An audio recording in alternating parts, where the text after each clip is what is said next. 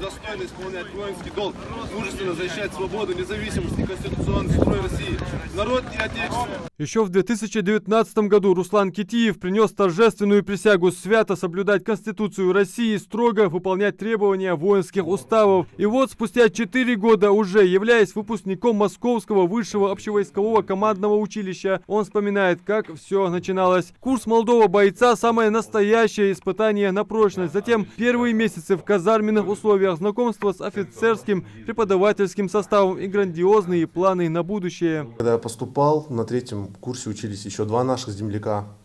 Со мной поступало еще 4, поступило всего 3, я еще 2 парня.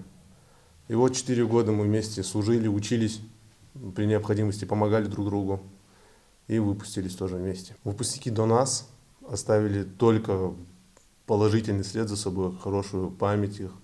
Они хорошо отзываются. Когда мы поступили, преподавательский состав, как узнать, что мы с Ингушетии, ингуши, нам рассказывали про Руслана Аушева, там есть его сослуживцы, про Юнусбека Евкурова, бывший заместитель министра обороны. Только положительные отзывы, никаких таких националистических, предвзятого отношения абсолютно не было. Московское высшее общевойсковое командное училище готовит офицеров, квалифицированных специалистов по программам высшего, среднего, дополнительного и послевузовского военного образования. Ведущее общевойсковое училище в нашей стране. У данного училища более вековая история. За свои 100 лет она выпустила более 600 генералов, более 100 героев России и Советского Союза.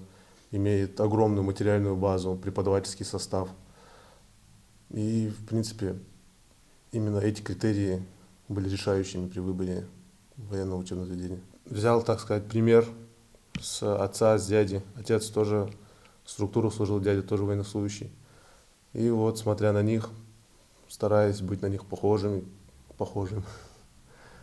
выбрал такую профессию. Ученик первой Карабулакской гимназии даже и не подозревал, куда забросит его судьба. Его специальность — управление мотострелковыми подразделениями. За 4 года парень как в теории, так и на практике опробовал все прелести и тяготы сухопутных войск, предназначенные для широкомасштабного ведения военных действий на суше. Вот проходили много дисциплин, такие как тактика мотострелковых подразделений.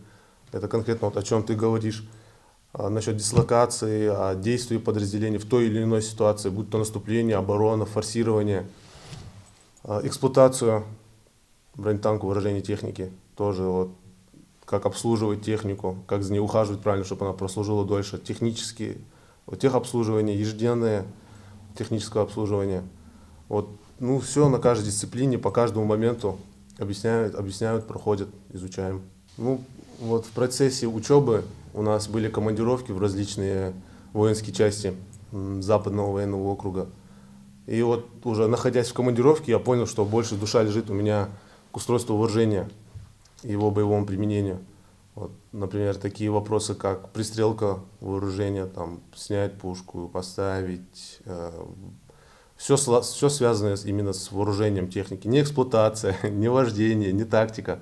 На его парадном кителе лейтенантские погоны, так называемый поплывок, который получают выпускники по окончании училища, и 2 ордена, как выяснилось, за участие в парадах Победы. На 76-ю, на 77-ю годовщину мы участвовали в параде. Наша коробка Московского ВОКа замыкающая пешую часть парада. Да, еще в октябре еще начинаются подготовки к индивидуальному методическому занятию, когда приезжают все командиры парадных расчетов. Мы представляем конкретно эту индивидуальную методическую часть. Далее отпуск, с отпуска приезжаем, и все, понеслась до 9 мая подготовки к параду. Значит, сначала в самом училище, далее с апреля начинаются поездки на полигон Валабино. Туда приезжают все парадные расчеты. Там уже в составе всего парада тренируемся, шагаем. Истории о пройденных этапах училища, о лекциях, учениях и боевых заданиях слушает младший брат Руслана. Он виделся с ним только когда тот брал отпуск, и очевидно, что с нетерпением ждал, пока брат выпустится. Жизнь военного полна переездами и командировками, с этим придется смириться и всей семье. В училище 100% трудоустройство, то есть все курсанты, которые выпускаются с училища, все направляются в воинские части по всей Российской Федерации, от Владивостока до Калининграда. И распределяют различные войска, так как училище общевойсковое, можно попасть не только в пехоту, и в воздушно-десантные войска, и в морскую пехоту, и в ракетные войска стратегического назначения. Даже спецназ «Альфа», «Вымпел», то есть спецподразделения.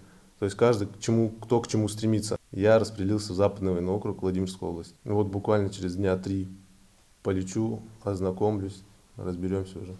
Конечно, так сразу за чашкой чая и не расскажешь о всех событиях четырехлетней учебы. Руслан признается, как и в армии, в стенах училища присутствовала своя романтика. И, конечно, немало юмора, без этого никак. Сейчас он нацелен на капитанское звание. Адам Мережков, Сулейман Костоев, Новости 24.